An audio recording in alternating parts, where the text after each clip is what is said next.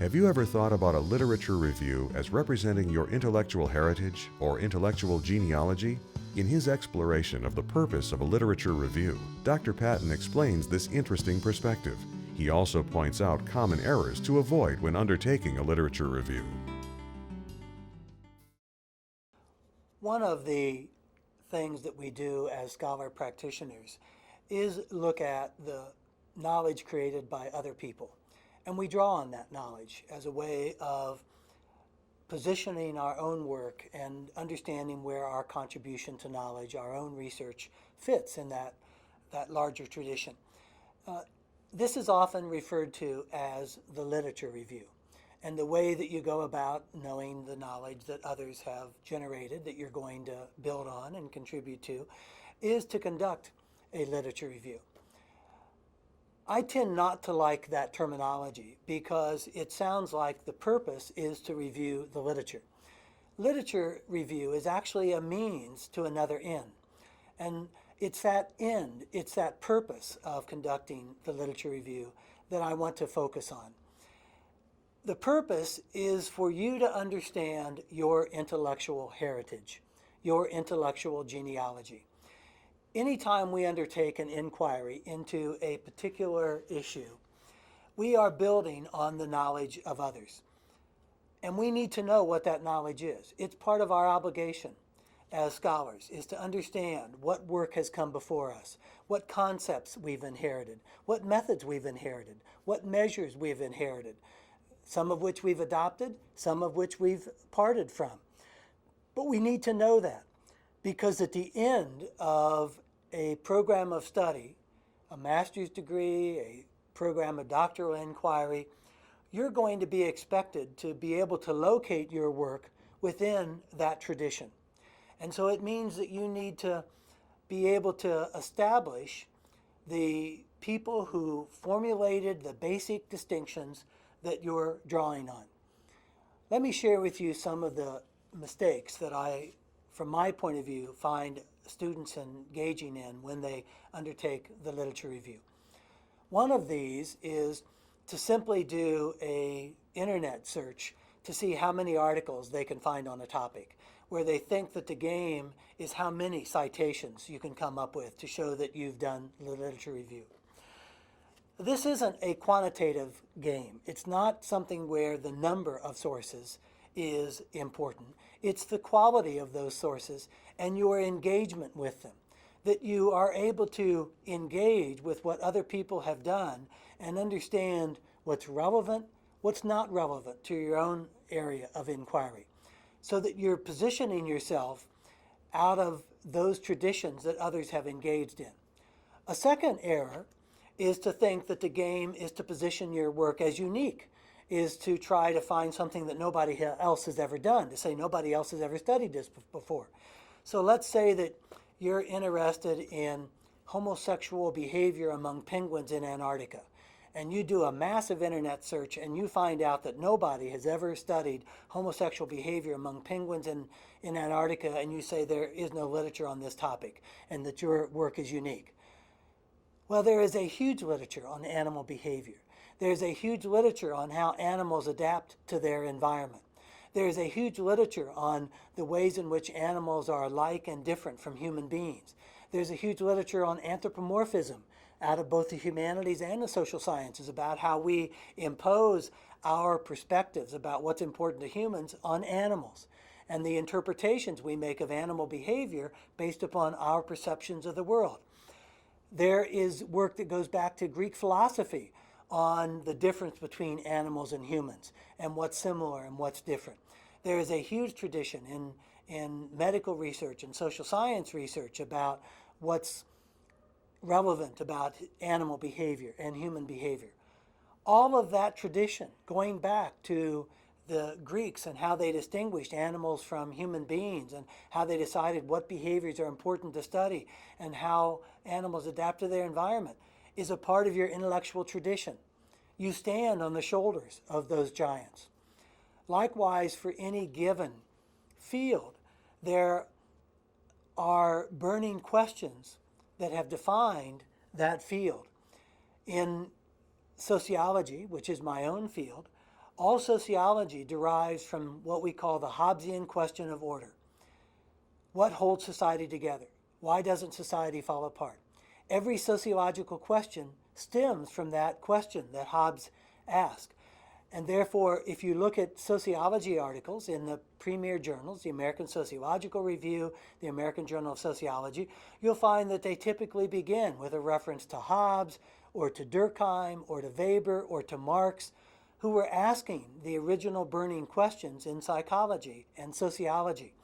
In psychology, you'll find original references to Freud and to Adler and to Jung that go back to things like the notion of the unconscious, and whether you agree or disagree with various aspects of Freudian theory, the notion that there's an unconscious mind and that that unconscious mind makes a difference in what we do is a part of what has framed modern psychology. And so you stand on the shoulders of people who are trying to understand how the mind works and who have divided off from those original classical theorists and researchers about how the mind works. The burning question in psychology is, why do we behave as we behave? How do we think and feel? How do we know and engage the world? And so you need to know who the classic people were who were asking those questions, who their disciples were, what were the splits along the world, along the journey, where one group went in this direction and another group went in another direction, up to the more recent published research and up to the kind of work that's now going on that may not yet be published, where you can get in touch with those people who are engaged in research now, find out what the funded research is from the National Institutes of Health, the National Institutes of Mental Health, the major foundations, and find out what cutting edge work is going on so that you have a full-scale genealogy of what your intellectual tradition is. When you have finished that inquiry over a period of time, you're able to then say, these are the peoples on whose shoulders I stand. These are the intellectual traditions that I'm a part of. This is my intellectual DNA. Here is what I've drawn on.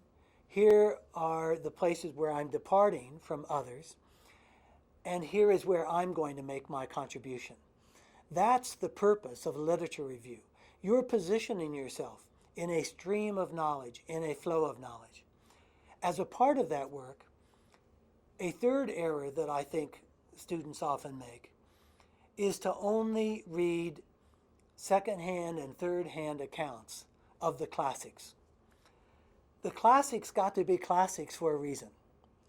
People over the years read those works and found the thinking in them profound. Yes, in some cases, the findings may be out of date, but a part of what you ought to be learning as you engage in a literature review and in your intellectual history is not just the specific findings. You are learning how scholars think. You're learning how scientists think. You're learning how a researcher thinks. So read those works not only for what they found out, read them for their methods. Look for the methods findings linkage. How did particular findings yield and come from particular methods? How did those methods develop over time? And how did the classic writers think about things, inquire into things? So for example, as a part of my intellectual history as a sociologist, and as a sociologist interested in economic development and social change, I read Karl Marx. I read Das Kapital, 3 very, very thick volumes. Now, people know Marxian theory didn't turn out all that well, and communism didn't turn out all that well, and Marx's predictions about communism didn't turn out all that well. But there remains no better study of industrial England than Das Kapital. Marx went out into the factories of that time and looked at what people's lives were like. Poor people who worked 16 and 18 hours a day in factories with no windows, with stifling conditions. Child labor. He went into those neighborhoods. He looked at government documents. He looked at inquiries. He described what industrial England was like. His predictions about communism came from his interpretation that society could not continue that way. People would not live in those kind of degradation conditions, that it was an unstable way of organizing society where a few people became very rich and most people's labor was expropriated under horrible, horrible conditions. Well, he was right that that's an unstable condition. He didn't predict how it was the change was going to come about, but the inquiry, his dedication to learning how that society was organized still stands up. And it's exquisite, detailed research. When you look at Freud's work, don't just think about his discredited theories about the sexuality of infants. Look at the case notes, his dedication to careful case notes of his clients. He developed the clinical case method. Jung developed the method of recording people's dreams in detail, beginning with his own. Understand those methodological greats, their dedication to recording what they were seeing, what they were experiencing. That's what made them great scholars and was the foundation of knowledge upon which all of us are founded, upon all of what we work. So as you're engaging in that, it has two streams that you're paying attention to.